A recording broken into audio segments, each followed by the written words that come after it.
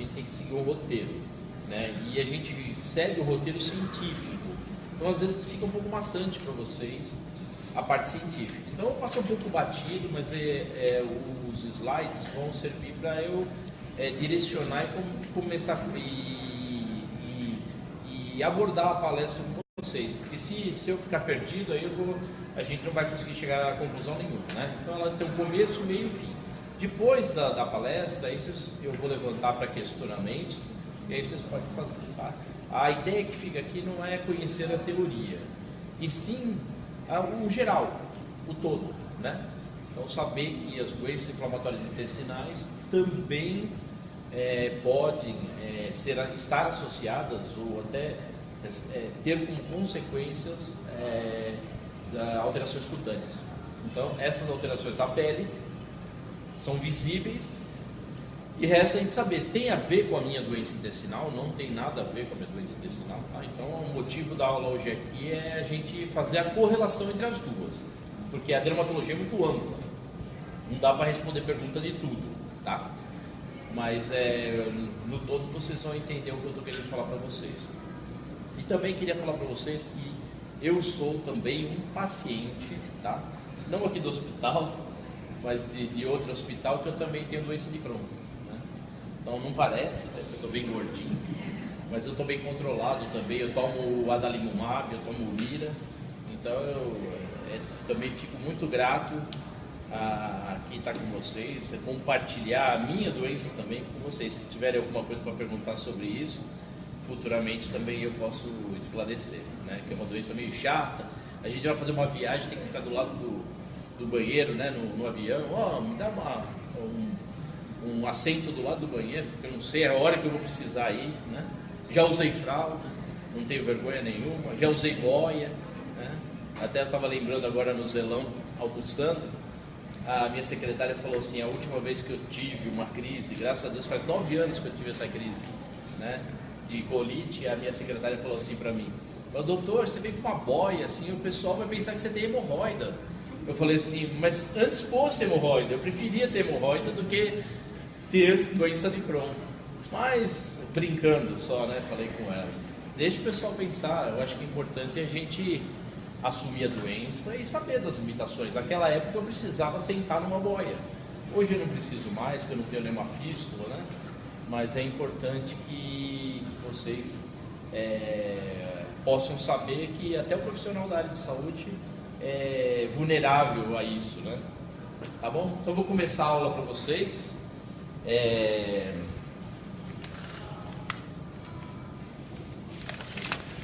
Então, reforçando, tá? Acho que não vai pegar a luzinha aqui, ó, não vai pegar, porque é na televisão, mas não faz mal. Reforçando o dezembro laranja, tá? Então, eu falei novembro, né? Desculpa, dezembro. Então, em dezembro a gente tem a campanha do câncer de pele, tá? Aqui no hospital vai ser divulgado. A gente sempre coloca lá onde ficam os macaquinhos, lá no nosso bosque, né? A gente sempre coloca uma faixa.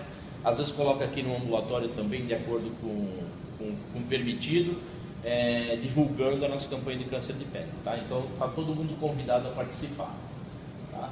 Então, minha aula é manifestações cutâneas associadas a doenças inflamatórias intestinais, tá? Então, assim, as doenças extraintestinais, as manifestações extraintestinais, elas são super importantes, né?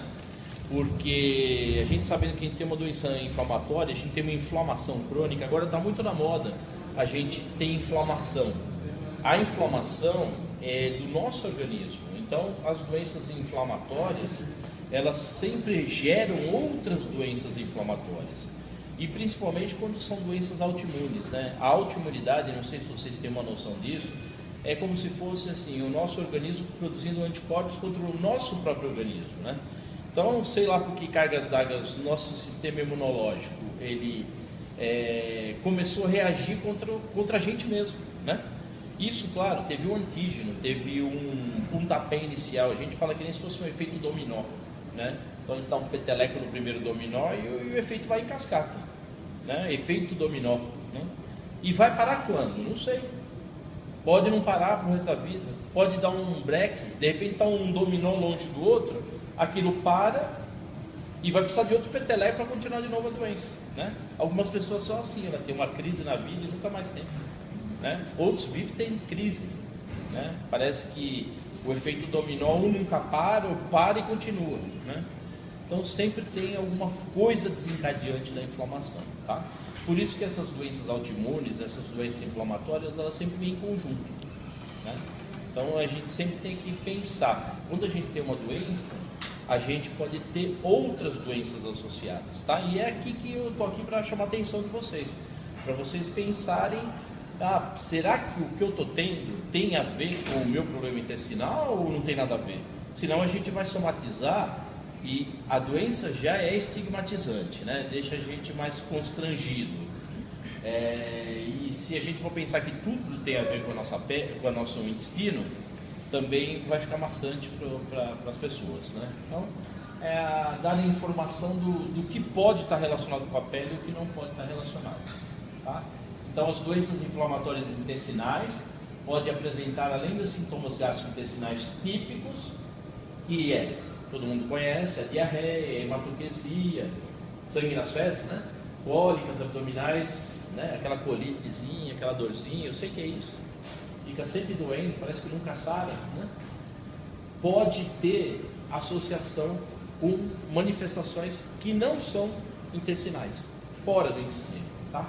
E quais são as mais comuns, as manifestações extraintestinais? Alguns órgãos são afetados, a pele, articulações, os olhos, o fígado, né? Então, a gente pode ter uma doença de Crohn, uma colite, uma doença inflamatória intestinal, vamos dizer no sentido geral, né? Acometendo esses órgãos, tá? O que eu vim falar para vocês é a minha especialidade. Eu vim falar sobre a pele. Então, são doenças que levam ao acometimento da pele, tá? E a maioria das manifestações, MEI significa manifestações extraintestinais, das doenças inflamatórias intestinais apresentam correlações com o episódio de atividade intestinal, exacerbação e sintomas extraintestinais. O que quer dizer isso? Às vezes elas estão relacionadas com o intestino.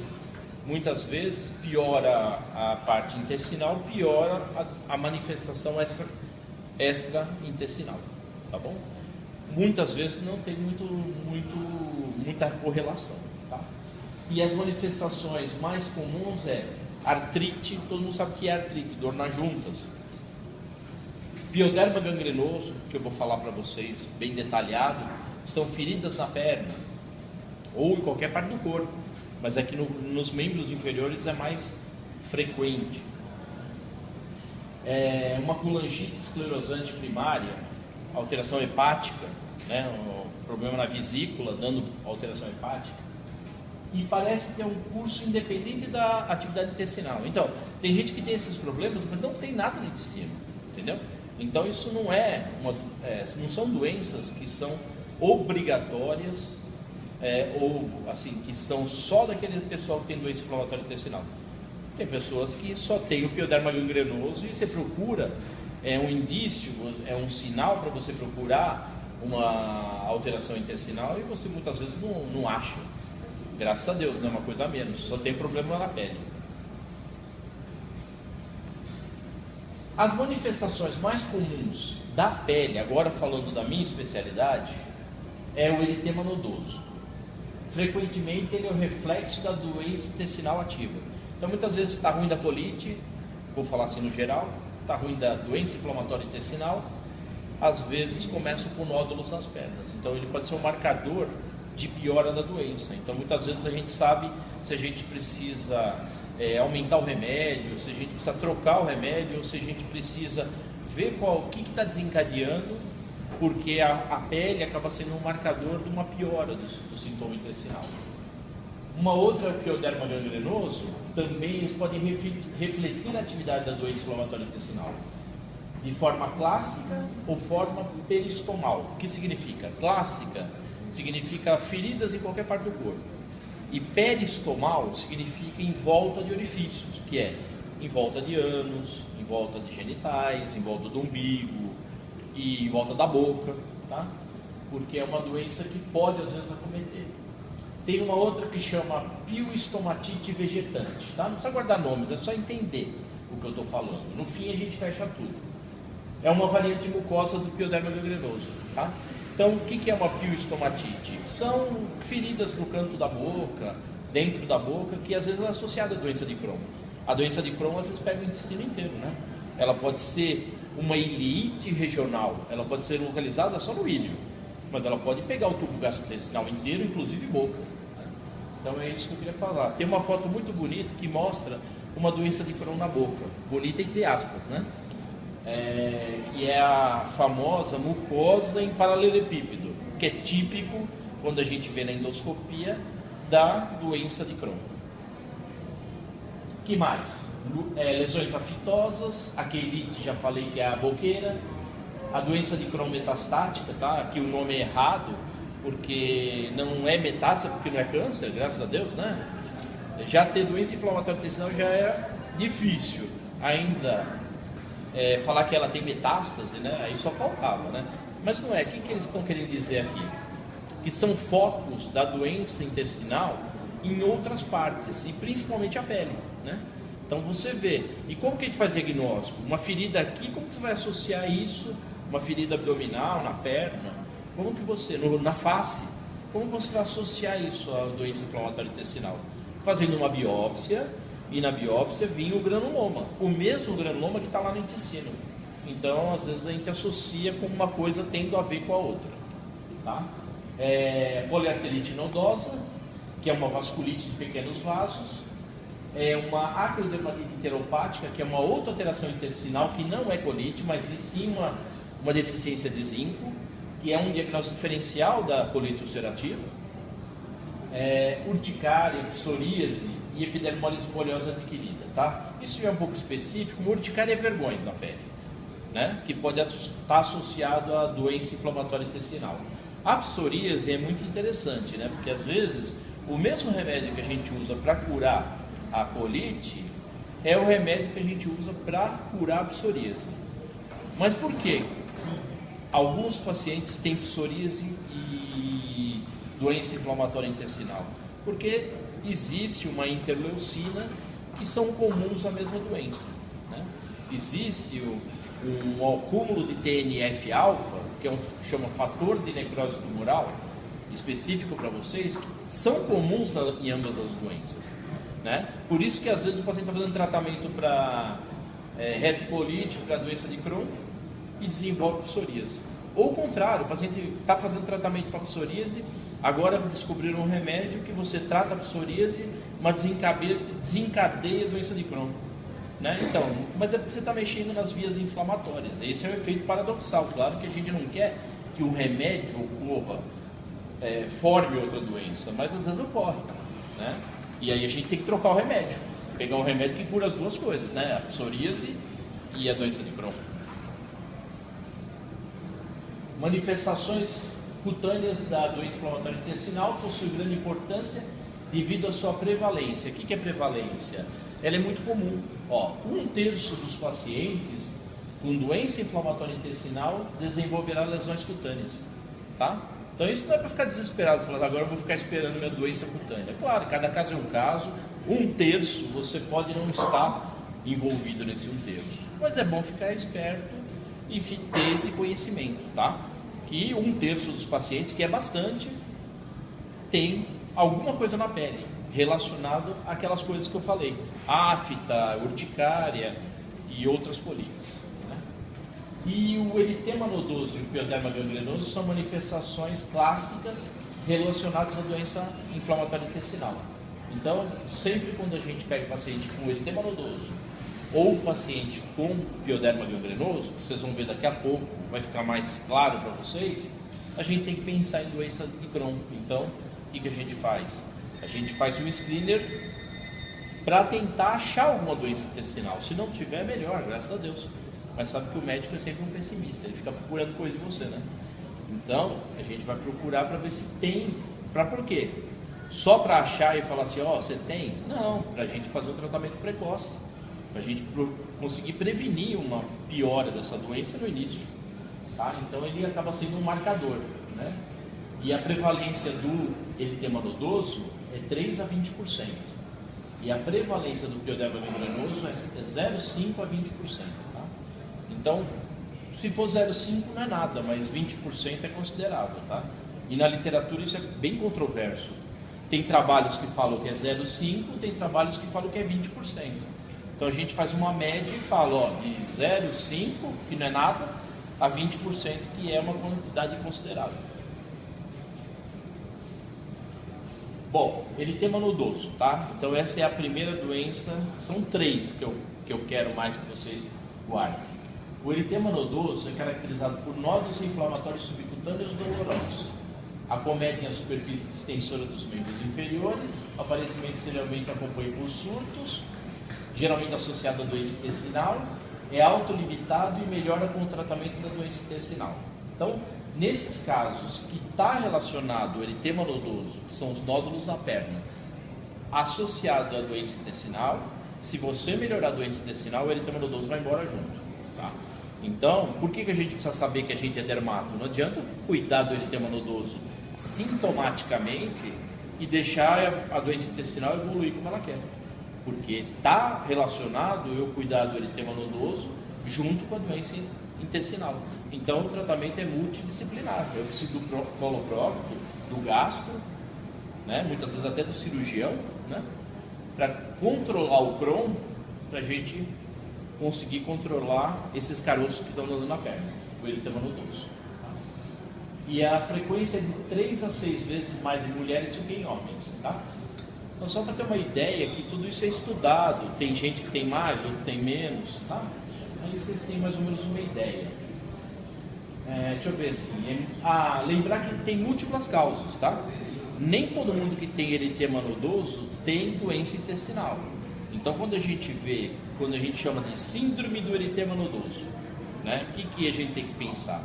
Em várias doenças, são um enorme rol de doenças, mas as doenças inflamatórias intestinais são uma delas que a gente tem que descartar. Então, quais são as doenças que causam eritema nodoso? As bacterianas, infecções por streptococcus, tuberculose, Yersinia, infecções por salmonella, shigella, são todas bactérias, tá? Infecções fúngicas, vírus, até a mononucleose, hepatite pode dar eritema nodoso. E amebíase, giardíase e um verme chamado ascaríase. E também o eritema nodoso pode ser causado por medicamentos, por drogas. As sulfas são campeões de eritema nodoso. E aqui entra a primeira controvérsia, né? A gente não pode usar sulfasalazina para tratar a doença de Crohn, mas lembrar que se a gente deu sulfasalazina e o paciente evoluiu com eritema nodoso, olha como é difícil medicina. Ele pode estar cursando com o efeito colateral da sulfasalazina, ou ele pode estar tendo eritema nodoso da própria doença. Então cabe a gente descartar, suspende o remédio e ver se o eritema nodoso foi embora. Se ele não foi embora, ele está associado à própria doença, tá? Então lembrar, o campeão de eritema nodoso é anticoncepcional, tá? Muito comum. O paciente entra com eritema nodoso no consultório e pergunta: você não tomava anticoncepcional? Começou a tomar? Porque essa é a grande causa desses caroços na perna, é uma farmacodermia, uma reação adversa à droga ao anticoncepcional. Neoplasias malignas, né? Linfoma, leucemia. Outros fatores, como sarcoidose e doença de BC, são outras doenças autoimunes que não cabe aqui eu explicar. É só vocês saberem que existem outras doenças. E tá ali as nossas doenças, né? Entre aspas, né? Doença inflamatória intestinal, colite e doença de Crohn. Só a doença de Crohn tem eritema nodoso? Não, a colite também tem. Então, tem eritema nodoso, a gente tem que investigar doença inflamatória intestinal. O paciente do coloprocto que tem doença inflamatória intestinal, cursou com eritema nodoso, ele tem que procurar um dermatologista para ver se ele está tomando anticoncepcional ou se aquele eritema nodoso é da própria colite ulcerativa, é da própria doença de Crohn, tá? E aqui o que todo mundo esperava, né? Que é eritema nodoso? É isso só. tá? A gente vendo um, a gente já mata o diagnóstico de todos, tá? Também não é tão assim tão fácil. São nódulos bastante dolorosos, vermelhos, eritematosos, que a gente chama, que é aquele vermelhão, e que vai saindo um, depois sai outro, depois sai outro, depois sai outro, vai saindo múltiplos nódulos na perna. Parece hematoma, parece que você teve um monte de picada de inseto, ou um monte de contusões na perna. Isso é o eritema nodoso, tá? E o eritema nodoso é uma inflamação da gordura do subcutâneo. Da inflamação, é uma paniculite. Não, nunca tive eritema nodoso. Graças a Deus. Tratamento sintomático, tá? Qual que é o tratamento do eritema nodoso? Ele dói bastante, hein? O que vocês acham que tem que dar? Analgésico. Mas toma cuidado que tem alguns anti-inflamatórios que também dão eritema nodoso. Então a gente precisa escolher bem o anti-inflamatório que tomar. Não é falar assim, vou na farmácia lá de casa e vou tomar qualquer um. Porque ele pode piorar o eritema nodoso, né? Inclusive tem alguns anti-inflamatórios que causam eritema nodoso, tá? Eu não coloquei aqui, mas existe. É bom vocês saberem que existe. Então, descanso absoluto, aplicação de bandagens compressivas nas pernas e compressas mornas, como se fosse tratar de uma contusão. Compressas mornas, deixar as pernas para cima, em repouso, aquilo melhora a dor e vai desinflamando o eritema nodoso, tá? Tratamento com anti-inflamatório, eu já falei, salicilatos não esteroidais e também tem os esteroides, né? Vocês conhecem muito bem. Quem não teve colite, doença de Crohn e não teve que tomar alguma fase da vida um corticoidezinho, né? Que incha pra caramba, né? Então, já tomei. Corticoide eu já tomei. E a gente incha e depois é ruim correr atrás para perder o peso, né? Só que às vezes não tem o que fazer. A gente precisa daquilo do corticoide. A gente tenta tomar o mínimo possível. A gente tenta, quando a gente vai prescrever para o paciente, eu tenho que tirar o paciente do corticoide. Só que muitas vezes o eritema nodoso é tão doloroso e tão agudo que precisamos lançar mão dos corticoides, né? E é indicado somente quando a causa é conhecida, afastada a presença de agentes infecciosos. Lembra que eu falei daquela Yersinia, Streptococcus, aquelas outras causas de eritema nodoso? Você precisa afastar foco infeccioso para você entrar com a cortisona, porque cortisona é um imunossupressor. Se você entrar com um corticoide, o paciente piora, né? Por quê? Porque você vai imunodeprimir a bactéria que está lá, causando o teu sintoma, que é o eritema nodoso, vai ficar forte, tá? Então tem que lembrar que para o tratamento do eritema nodoso é corticoide. Porém, se a causa for tuberculose, você nunca dê corticoide, e sim mata a tuberculose. Senão a tuberculose mata o paciente. Pioderma gangrenoso. Essa é a segunda doença. Falei que são 3, tá? Tá acabando. Essa é a segunda doença.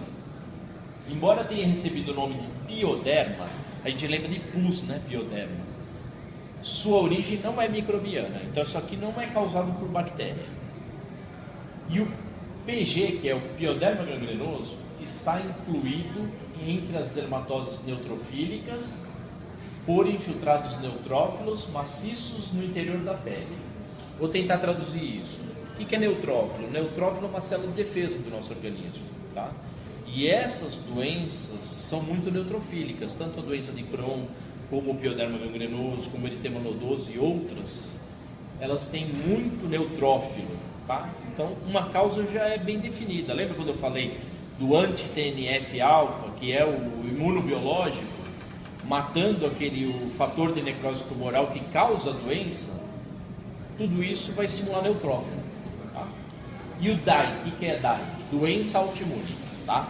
Ele acaba sendo uma doença autoimune, onde o organismo produz anticorpos contra a pele e faz uma ferida, tá? É isso que acontece, é uma doença autoimune, o organismo que produz, tá? Ele está tentando se defender, ele não sabe que ele vai causar um mal, mas acaba causando. É caracterizado por presença de úlceras dolorosas. Então aqui já não é mais caroço, já não é mais nódulo, e sim feridas, úlceras, tá? Vocês vão ver mais pra frente que tem umas fotinhas. A recorrência são observadas em quase todos os pacientes. A morbidade é bastante significativa. É claro, é uma úlcera da perna, que cada vez vai pegando a perna maior, né? E você não pode encostar em nada, e curativo não dá bem. Uma coisa importante que eu vou falar mais pra frente, mas deixa eu dar já uma opinião para vocês. A gente acha que não é legal você tratar pioderma gangrenoso com pomada e nem enfaixar demais, porque existe um fenômeno que a gente chama de patergia. Não está aqui, mas está no próximo slide. A patergia é assim: quanto mais você cutuca, mais abre, entendeu? Você passa a pomada, arranca a pomada, e quem passa a pomada na pele vai tomar banho e vai tirar toda a pomada. E aí o que você faz? Você faz mais lesão na pele. E a úlcera vai abrindo mais. É o fenômeno de patergia que a gente sabe. Então o que a gente gosta? A gente gosta da dermato de passar Rifocil spray, passar alguns géis transparentes. Não passar coisa assim que fica grudada e que vai ter que ter atrito. E mesmo embrulhar também não é uma coisa boa. E o interessante dessa úlcera é que ela fecha de dentro para fora.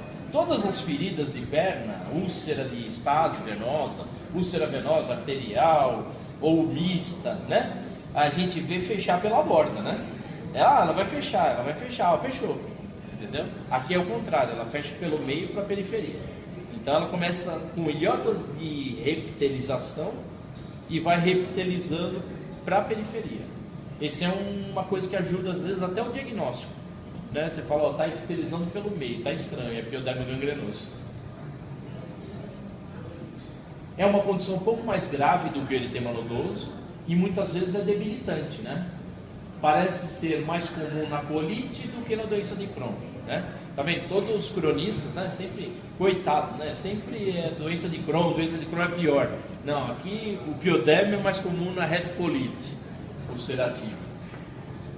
Caracteriza-se por lesão inicialmente pustulosa, que rapidamente evolui para a úlcera. Então ela pode começar com uma pústula, ela pode começar com uma pápula, ela pode começar com uma picada de inseto e ela ir se estendendo, né?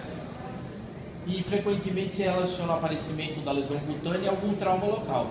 Por que trauma? Porque às vezes o trauma é o fator desencadeante e o trauma também é o fator que piora. É o fator também que faz a manutenção dessa lesão, mantenedor da lesão, tá?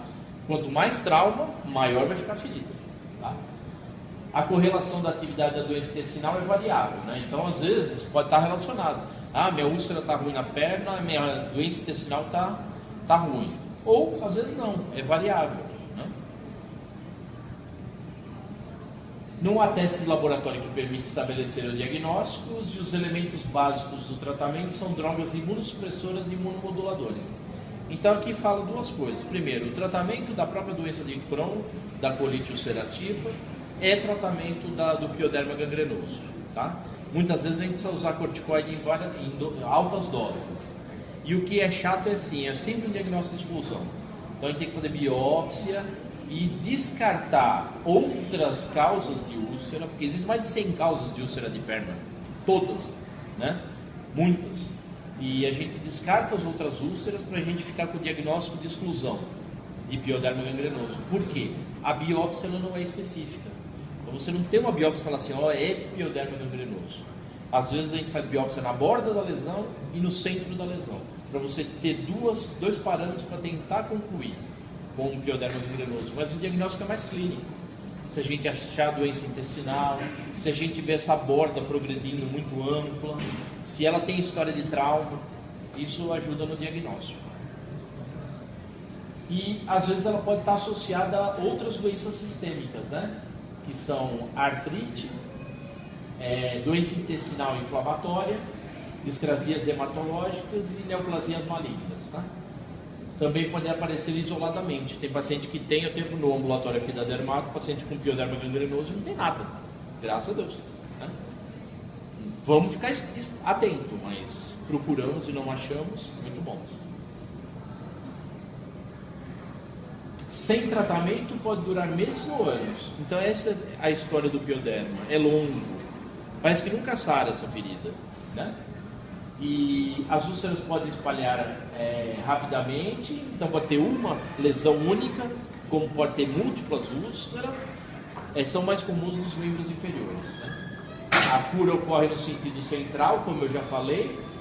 As úlceras podem aparecer de novo em locais antigos. O que aconteceu?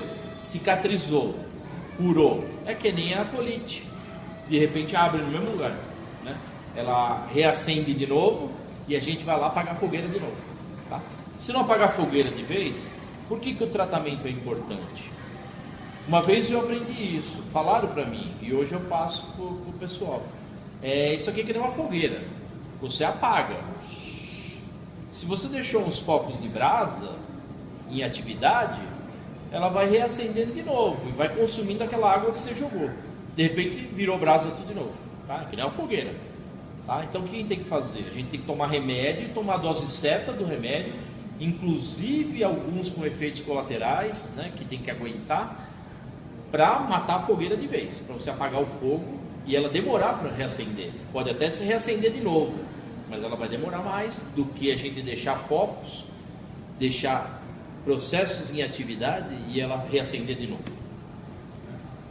E para essa úlcera é a mesma coisa, tá? E a patergia, tá? Não precisa guardar esse nome, mas patergia é aquilo lá. É você machucar a lesão e ela aumentar.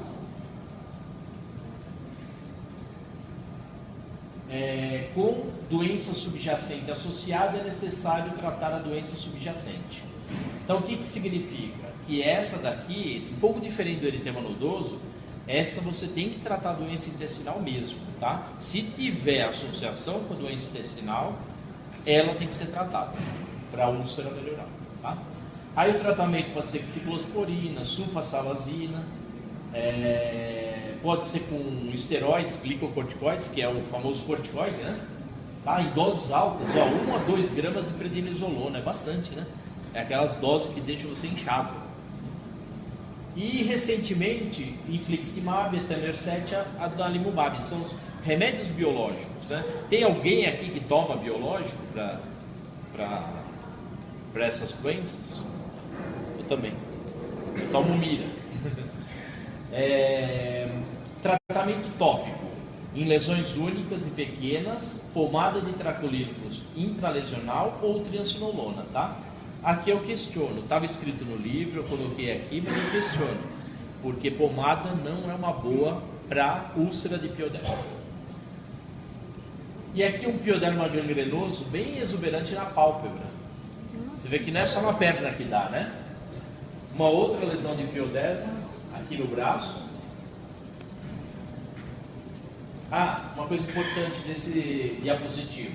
Aqui, ó, veio essa setinha aqui, ó, mostra um halo que sempre é presente no pioderma, ajuda o diagnóstico.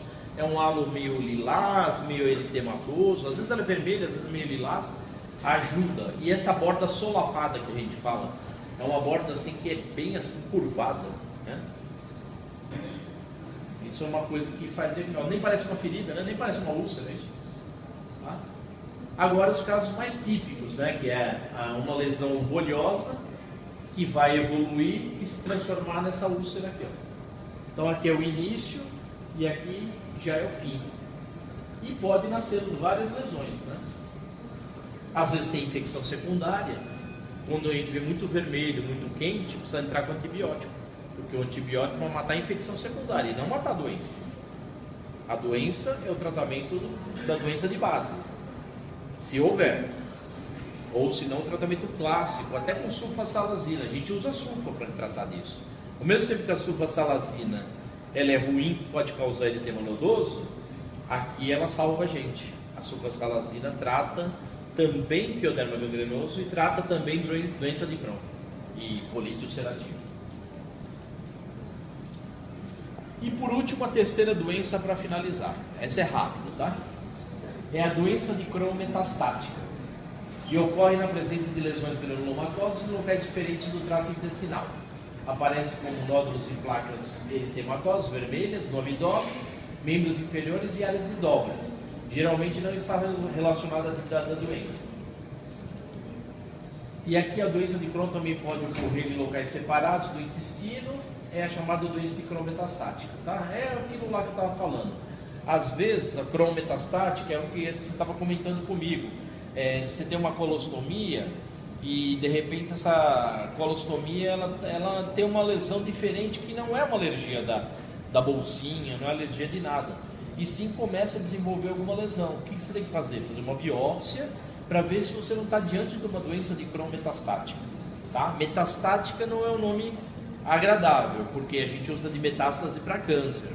O que ele quer dizer assim, é uma doença de Crohn na pele e fora do sítio intestinal, e bem longe do sítio intestinal. Tá? Então, esses casos a gente só consegue fazer o diagnóstico fazendo uma biópsia. Tá? Às vezes, clinicamente, a gente pode desconfiar.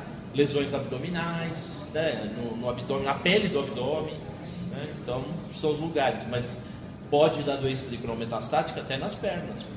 Aí tem que diferenciar até com pioderma gangrenoso. E pode dar nas axilas. Aí a gente tem que diagnosticar com hidradenite supurativa, que é uma coisa bem frequente. Antigamente existia uma confusão, hidradenite supurativa e doença de Crohn, né? Mas é justamente essa confusão.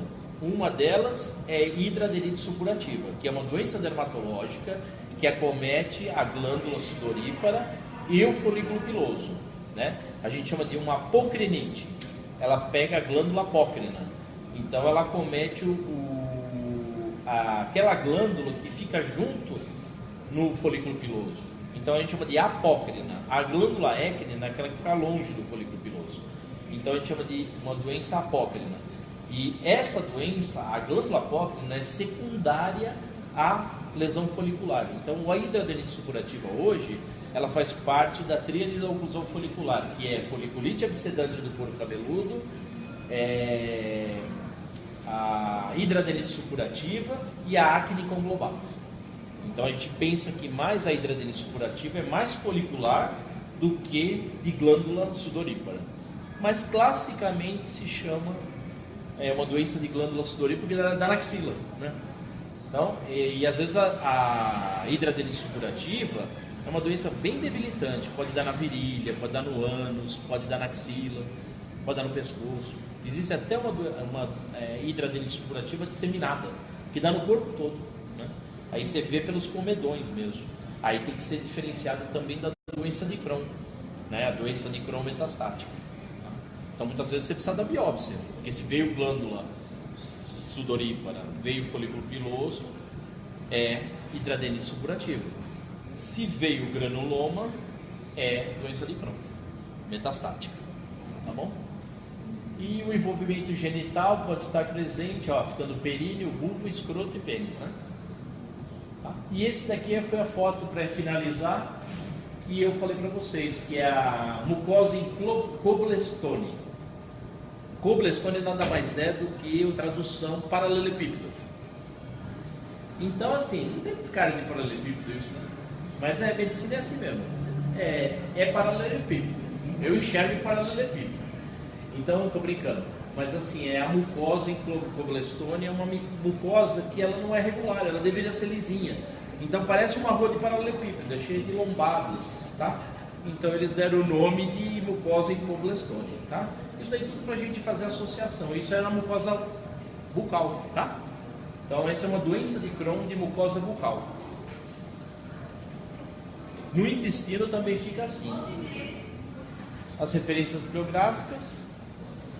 Meu filho, Arthur, e minhas duas filhas, Manuela e Lara. Eu tenho trigêmeo.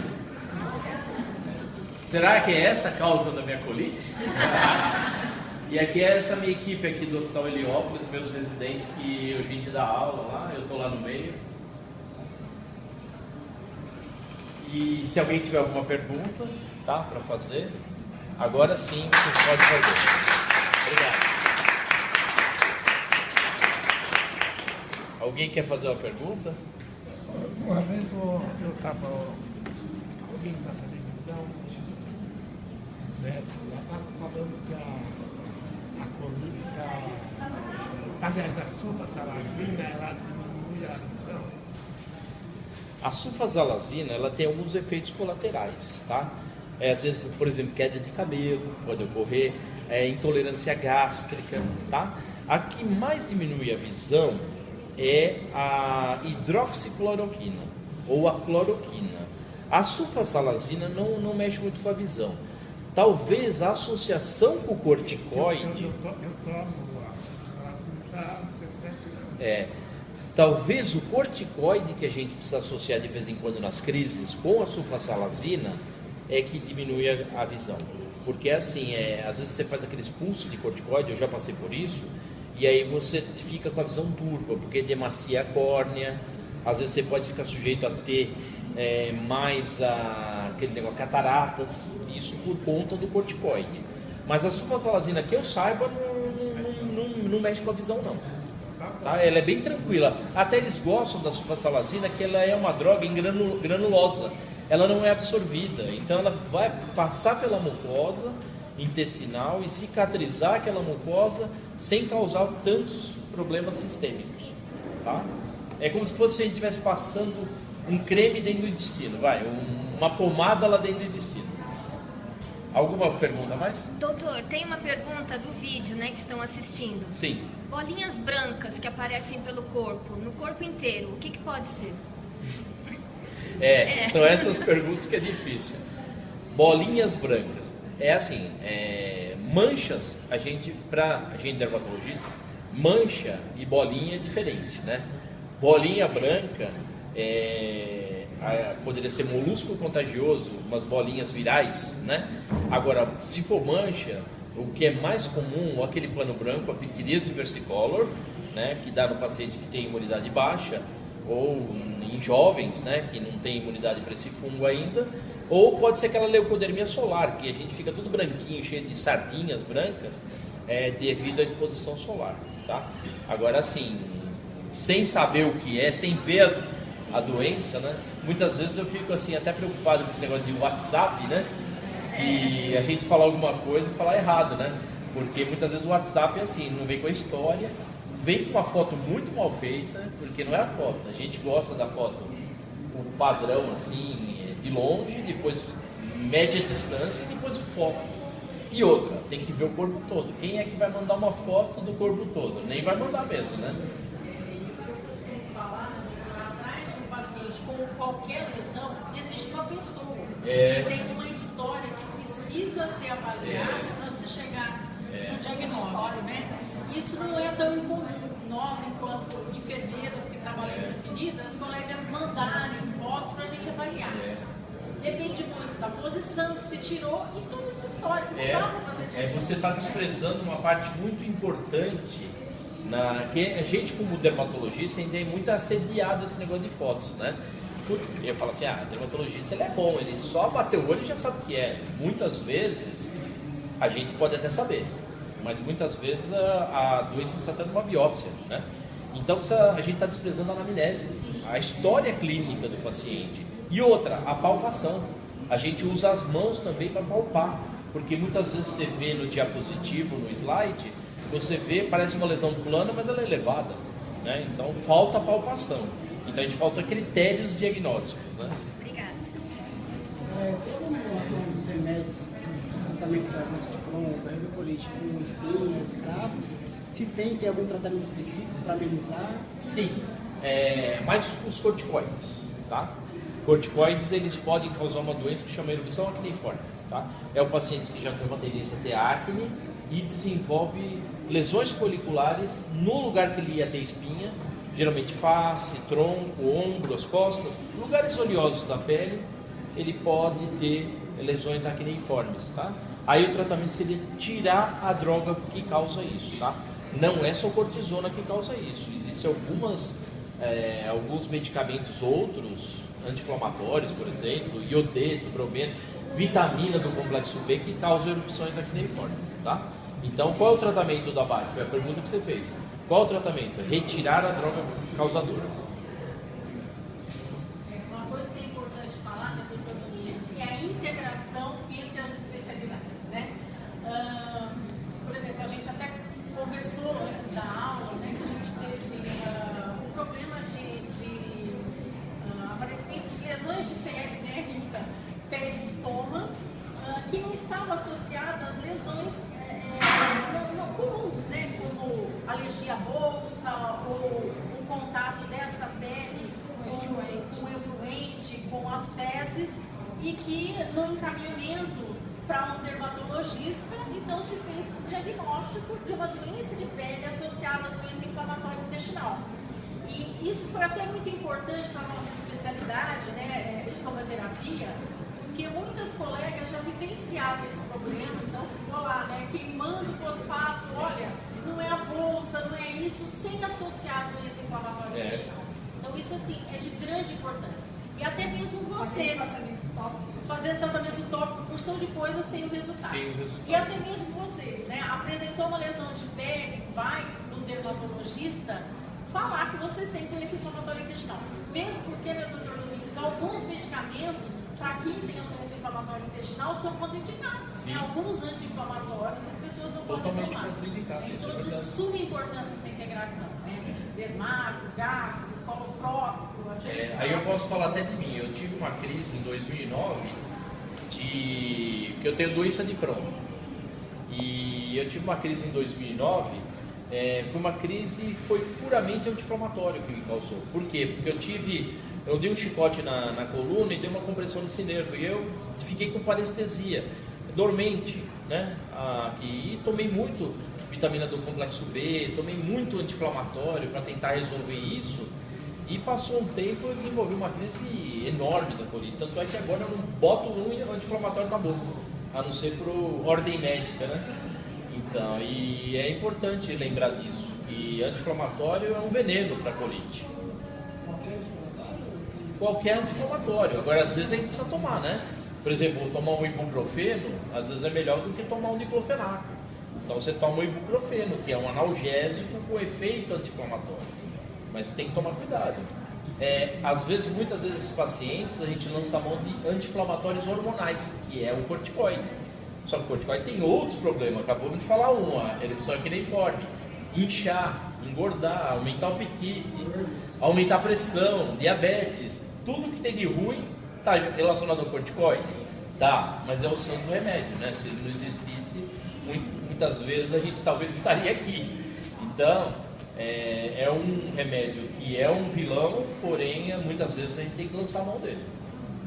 E nunca automedicação, né? Isso a gente deixa Sim. claro em todas as palestras. Porque às vezes ouve a palestra, eu tenho esse tipo de caso anti-inflamatório.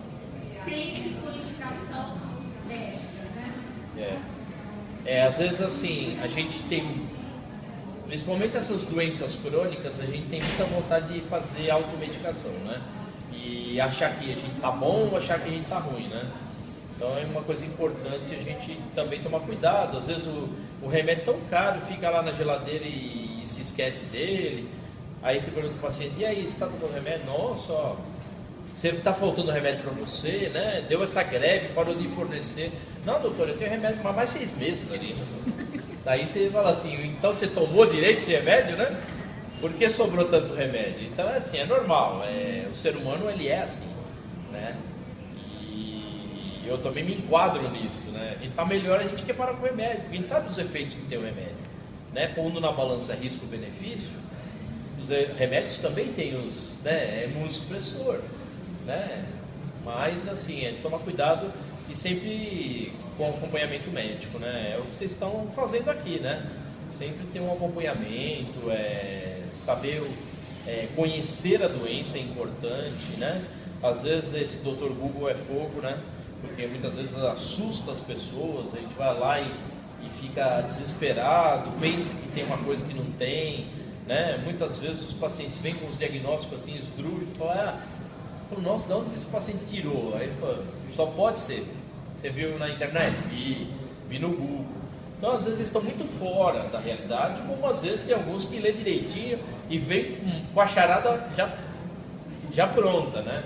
Mas eu acho que, assim, mais do que isso, se informar da doença e tomar cuidado com os estigmas, né? Para não ficar achando que alguma coisa ruim acaba sendo boa, né? Tomar cuidado, esses grupinhos, né? Eu sei, não vou falar mal do grupo porque vou apanhar aqui. Mas assim, tomar cuidado, né? Porque às vezes, muitas vezes, o que foi bom para um não é bom para o outro. Não que esteja errado, longe disso. Para uma pessoa foi excelente, mas às vezes para a medicação para outra pessoa não é a mesma coisa, né? Cada um é um individual, é a história de cada um, né? Concordo. Mais alguma coisa? Alguém quer perguntar mais alguma coisa? Doutor, a questão da proteção solar, tem Sim. alguma... como que a gente pode explicar? A medicação autoimune, ela pode te deixar mais sensível a um futuro câncer de pele? Que as pessoas muitas vezes perguntam e a gente sabe que não é um hábito, agora até que melhorou, mas não é um hábito diário, né, de proteção solar. Uma coisa importante, né? Proteção solar. Uma das funções da campanha do câncer de pele é fidelizar os pacientes a usarem protetor solar o dia inteiro. É difícil fazer homem usar filtro solar, né? Principalmente depois de uma certa idade, né? Eu já usei até agora, não vou usar mais. Não, mas não quero ficar bonito, agora eu quero ficar feio daqui pra frente. Mas a gente tem que se preocupar não só com a boniteza, né? Não só com a lindeza, se preocupar também com o câncer de pele, né? Então, assim, se você não se preocupa com as manchas, com as rugas, pelo menos se preocupe com o câncer de pele. Então, assim, o dermatologista sempre tenta fidelizar nesse sentido de fazer o paciente usar o filtro solar, mesmo num ambiente que não está ensolarado, porque a janela emite radiação, pela janela entra ultravioleta, e nem todo filtro solar é insufilme, é fotoprotetor, e também a luz, né, também causa radiação, né, e é importante que use filtro solar de manhã cedo, show não faça sol, né. Agora, a sua pergunta é uma pergunta muito boa. Existem sim medicações imunossupressoras que desprotegem a barreira cutânea e diminuem imunologicamente a nossa pele ao câncer de pele. Se a barreira nossa da pele está sujeita a desenvolver lesões displásicas, células alteradas, o nosso sistema imunológico tem que matar, né? Até a gente brinca assim, né? Eu acho que a gente tem que rezar ou orar, né? Depende de cada religião, pelo nosso sistema imunológico, porque é ele que é o nosso grande, né, aliado, ele que vai matar as células cancerígenas que a gente produz todo dia. A gente está aqui, está produzindo câncer, e ele está lá se virando para matar, entendeu? Então, que nosso sistema imunológico continue assim, sempre eficiente, né? Então, o que nós vamos fazer? Fazer tudo para ajudar o sistema imunológico. A radiação ultravioleta, ela desprotege a pele, ela mexe com o nosso sistema imunológico e deixa a gente mais vulnerável a ter câncer de pele. Então, por que a gente precisa usar filtro solar? Para a gente evitar o dano solar, evitar a imunossupressão solar. E muitos imunossupressores associados à radiação ultravioleta, né, associado a uma pessoa de olho claro, pele clara, associado a uma tendência genética familiar, né? Por que o médico é tão chato? Toda hora pergunta: teu pai tem pressão alta? Tua mãe tem pressão alta? Teve câncer na família? Por que a gente pergunta isso? Porque a gente é curioso, né? Só para deixar o paciente com raiva? Não, porque muitas doenças são familiares, né? Muitas doenças têm uma herança genética, então por isso que a gente pergunta isso. Então isso é importante a gente tentar proteger de todo lado, né? Então a gente sabe que tem uma doença prevalente na família, vamos se proteger para ela, né? Sabe? E tem uma droga imunossupressora que está te baixando a imunidade, vamos tentar levantar essa imunidade fazendo atividade física, caminhando, exercício, academia, sei lá o quê, comendo bem, dormindo bem, né? É isso que a gente faz. Tem alguma colite que é curada? Alguma política curada? Que é curada para... Tem, existe sim, tá? Porque assim, primeiro, a cura não é uma coisa assim que a gente deveria abordar. Porque assim, uma vez o paciente falou para mim: doutor, me fala uma doença que cura, tá? Você trata uma frieira, aí você deixa de cuidar, molha o pé de novo, ela volta tudo de novo, no mesmo lugar, igualzinho. A gente cura a frieira? Não sei se a gente cura a frieira. Mas é assim, o que eu estou querendo falar é assim, para todo mundo pensar, tá? É assim, existe uma predisposição nossa a ter uma doença. Essa predisposição está aí, não dá, só se nascer de novo, né? Não dá para a gente mudar isso. Acabei de falar da família, herança hereditária ou é pessoal, né? Ou alguma coisa profissional, né? Porque a pessoa que limpa a chaminé tem mais câncer do pulmão. Por quê? Porque ele mexe com a fuligem, e o fuligem vai lá para o pulmão e ele tem uma predisposição, né? Mas aí junto com outras coisas, ele também na família ele tem predisposição, né? Então assim, o que a gente faz? Só para te responder a pergunta.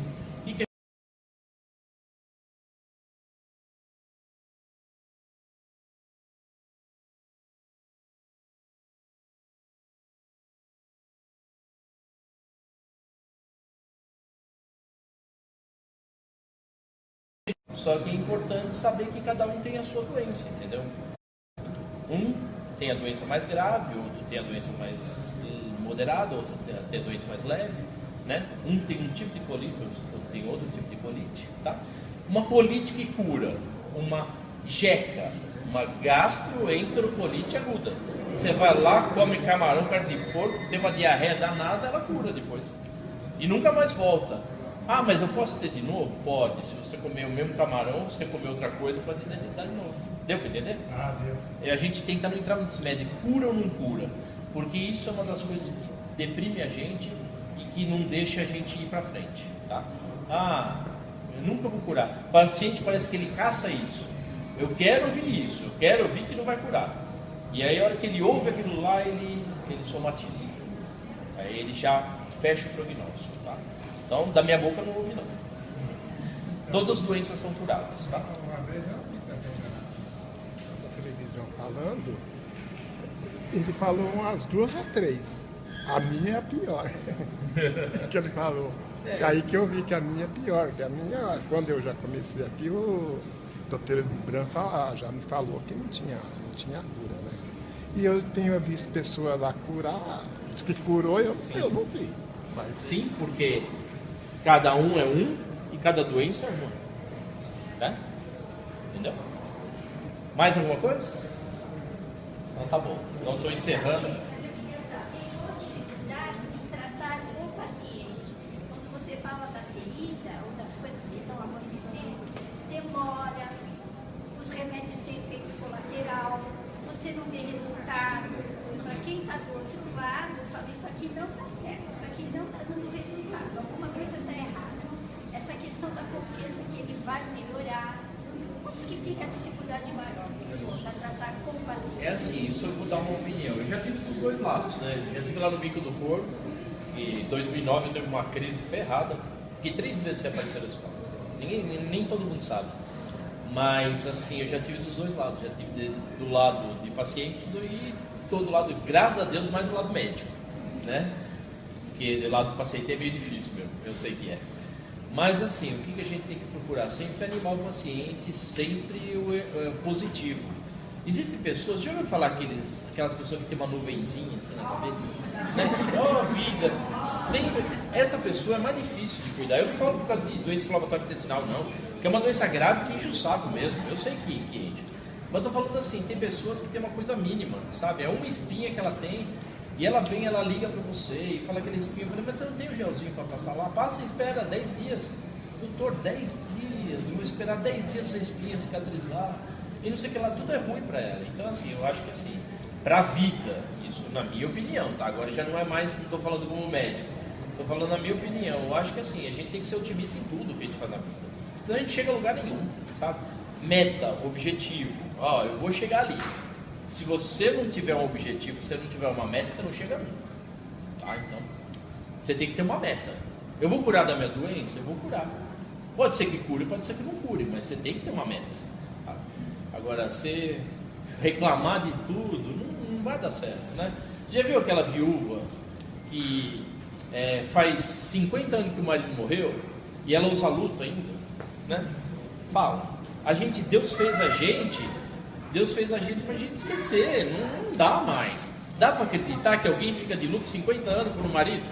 Não dá para acreditar nos dias de hoje, principalmente, né?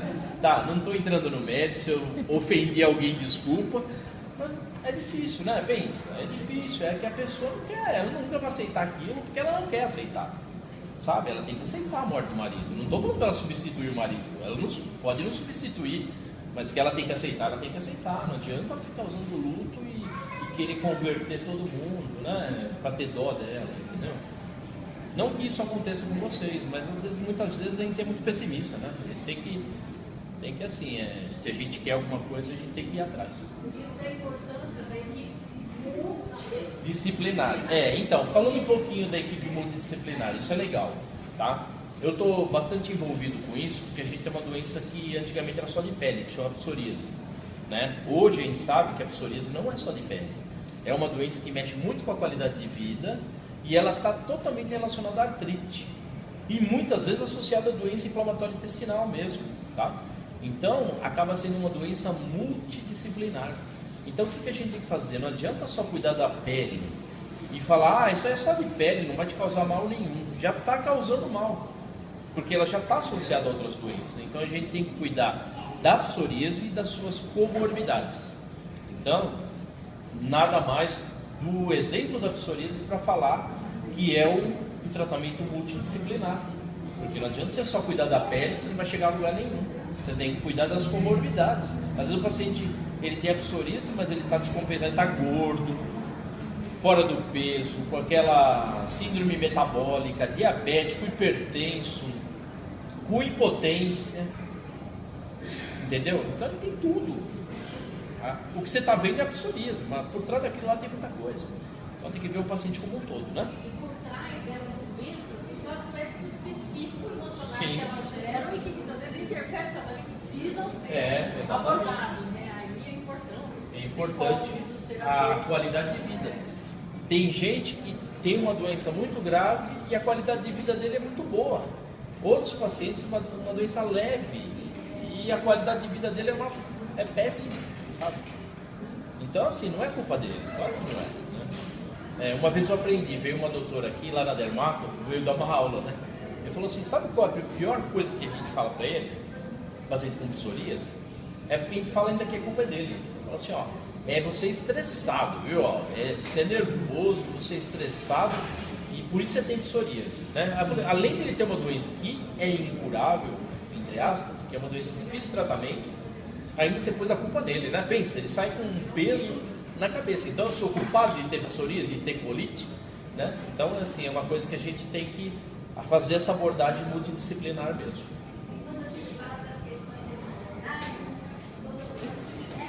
quando eu fico com um problema, a questão emocional é como se fosse o quê? Eu sou culpado, eu posso cuidar de mim e eu estou provocando doença em mim. É como se eu tivesse uma capacidade de fazer uma doença. E ela faz essa conexão com esse poder da parte emocional. Aí vem o médico e fala, você é estressado, você faz mesmo. É porque às vezes é muito cômodo, né? A consulta pode demorar o dia inteiro, como ela pode demorar 2 segundos, né? O dia inteiro se eu tentar explicar para o paciente por que ele tem aquela doença. E 2 segundos se eu falar assim, ó, isso aí não tem cura emocional. Acabou a consulta. Não precisa mais nada, nem remédio precisa mais. Você já pôs toda a culpa nele, já. Tipo assim, marquei consulta de bobeira, gastei dinheiro no táxi de bobeira, no ônibus de bobeira. Meu médico já falou, é emocional, acabou. Então assim, as doenças têm componente emocional? Claro que tem. Se eu fosse falar que as doenças são emocionais, eu ia ficar só falando isso aqui na Dermato. Porque me fala a doença de pele que não tem componente emocional, me fala. Se vocês acharem uma, acne tem? Tem. Pioderma gangrenoso? Tem. Dermatite atópica? Tem. Psoríase? Tem. Vitiligo? Tem. Qual mais? Vai falando. Qualquer coisa que você falar tem emocional no pedaço. Tirando as medicações, né, reações adversas a drogas, né, que às vezes o paciente tem alergia a algum remédio que toma, o resto é tudo emocional, entendeu? Então, assim, acho que a abordagem emocional é importante. É importante que o paciente tenha essa consciência que o emocional piora a pele dele. Mas não vamos jogar tudo a culpa no emocional e ficar de braços cruzados, né?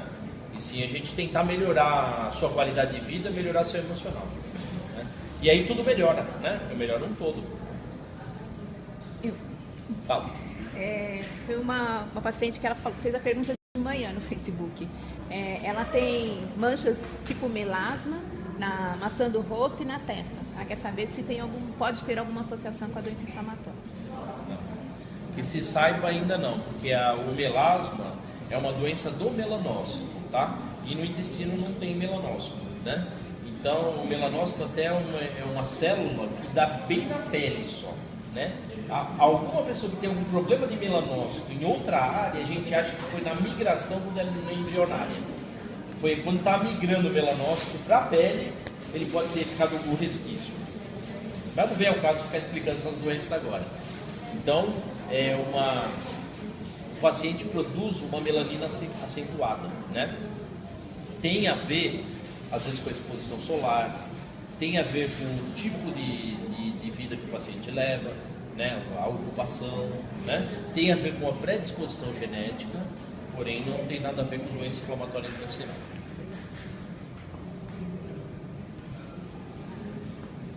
Mais alguma coisa? Então tá bom, estou encerrando, agradeço aí por essa tarde de passar com vocês, foi gratificante.